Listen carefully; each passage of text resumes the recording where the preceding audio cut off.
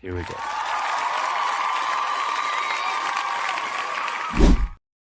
Not Coach, but Sontia in the circle. The little circle, smaller. By the end of it, we're gonna have to Gonna have to use a magnifying glass. Yeah. Like, what does it say? Or if any of our listeners can buy us some plates or something. You know what? Give us some money. Actually, just got a dry erase circle that I put a little hole through. That would actually make more sense. Okay. But you know, we're always developing. We're always bringing it up a notch, or bringing it down a couple of notches, or figuring it out, or turning it around, doing it on the other side. Okay. Yeah. So you didn't get any of mine, which is cool, because I wanted to do my 5 because I really like my 5, but I have 10 just in case somebody took any of my 5, so I get to do my 5. And what I was talking about, I don't know if I was talking about it on air or not. I don't think we were talking about it on air. When I first, yeah, we were. So Beastie Boys had Intergalactic, and I hated that song so much. And the reason why I hated it was because I worked at a restaurant, and somehow or another, there was somebody that would play it 3 or 4 times every day for a year. It was like for a year that I heard that song. I might have liked it the first 12 times I heard it, but after that, it just is like, it's too much. And so I stopped listening to Beastie Boys. Yeah. So my list I didn't do the albums because I had a migraine this weekend, and then I had a thing. I was doing some stuff I was busy on Monday. So I didn't get the albums, but we'll start. So here we go. All right. So the first thing, the first song, the first one that I found is called Say It. And I have no idea what album it is, but I love this song so much. It's now on my playlist. It's now embedded in my brain. And what I really like about Say It is because it sounds like a doomsday video game. Like, a lot of their music is so intricate in just the different instruments and beats and waves. Like, it's just so many different factions, and this one, especially the breakdown at the end, makes me so excited. So I really enjoyed Say It. So from Hot Sauce Committee too. It's from Hot Sauce Committee. Okay, that sounds like the album that it would be off of. Yeah. That makes sense. So that is my number 1. Number 2 is Super Disco Breakin. Yeah. Now, one thing that I have pledged to do in 2026 is to make money. So this is now my money making theme, because money making. Yep. And I really like how they have the hip hop beats, but then you have it's like it's a new type of imagination of hip hop. I really think is what they did when they first started. Some of their earlier stuff just kind of sounded like what was popular, except for they always had their own style. Like, you could hear the punk rock in it. You could hear you could hear the angst in it. So I really enjoyed that they put that out into the universe, into the music scene, and have that new sound. So Super Disco Breakin', once again, another one of my favorites, now on my playlist. New appreciation for the Beastie Boys. So that is number 2. Number 3 is a popular one. So I said that I stopped listening to the Beastie Boys after Intergalactic because I don't like that song at all. And I hate to keep bringing it up, but I really don't. But then a lot of money, but I bet they agree with you. I know it made all the money. It's still, I was in the grocery store or something, and it started playing, and I was like, my God, why do you hate me? Why have you forsaken me with this song? Yeah.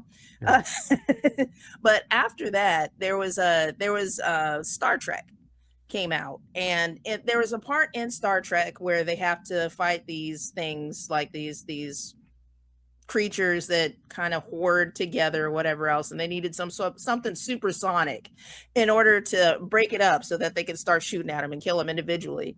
And they were like, what do we use? We need to use something that's loud and screaming.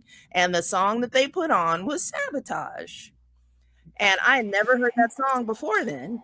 And just it was the perfect song for that movie. It's the perfect song for any sort of sabotage that you feel like doing. If you want to burn down a building, if you want to, scratch up a car, if you want to burn down some shirts, whatever you want to do to sabotage anything. If you just, want to sit down and write some things down, that is the perfect song for sabotage. Yeah.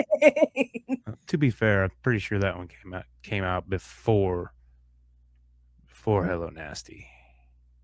Is it the same album, or I thought it was on? It came out in '94. Sabotage came out, and it was on Ill Communication. Yeah. So that was way before. That was way before. Yeah.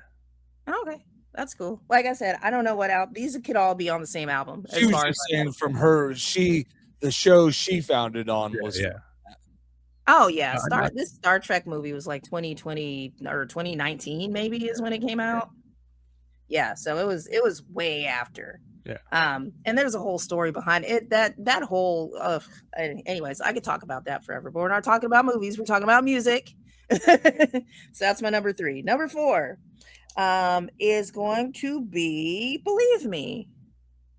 And it's a punk song. Like it's a straight screaming ass old skate park yelling hollering punk song. Yeah, they got a whole punk album. Oh I can't remember the name of it. A bunch of their albums have at least one or two punk. I mean, Sabotage is technically more of a punk song. I mean, yeah, well, I guess. Yeah, it would. I would consider it punk. Yeah, I would.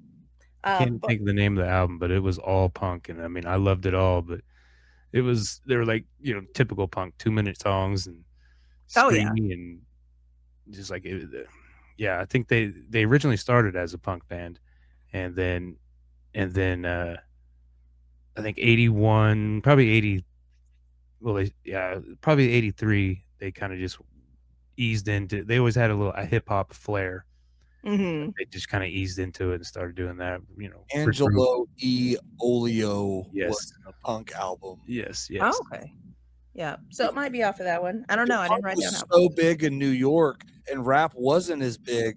Yeah. So I mean, punk that was like the scene. New York was the scene of punk in the 70s, 80s, and 90s. Man.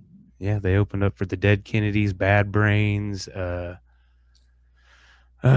can't tell the Misfits, and they played at CBGB's and all the the main punk places in there. Oh yeah. This song reminded me of there was a random punk album that I got. It was my first punk album actually. I hadn't really heard punk like besides pop punk, like Offspring and different things like that before then. But it was called Fat Music for Fat People. And and there were all these random punkish songs that were on there, and this sounded like something that would have been on that album. Yeah. So that is my number 4. And then my number 5, which one am I going to do? Rhyme the Rhyme Well. Yeah. And I like Rhyme the Rhyme Well because you're rhyming the rhyme with Rhyme the Rhyme Well. It's a tongue twister. It is. And it I really like the sound. It sounds kind of like you're just kind of walking around with your freaking boombox down the street rapping with your friends. Like it's a friendly and fun and almost like a battle-ish song. Like it's something that you would write in your head while you were heading down the street to do a rap battle. And I really like what was it? I can't remember what was in there. It was the synthesizers. It had like a 80s synthesizer feel. Like it just seemed like it would be in one of those like movies about like a gang that was getting ready to fight with spray paint or something. So that is my number 5. But yeah, I had a good time. The Beastie Boys, I have a new appreciation for them, which is why I like doing these artist dives, is because you get a new appreciation for whoever it is that you kind of dive into. So I love them now.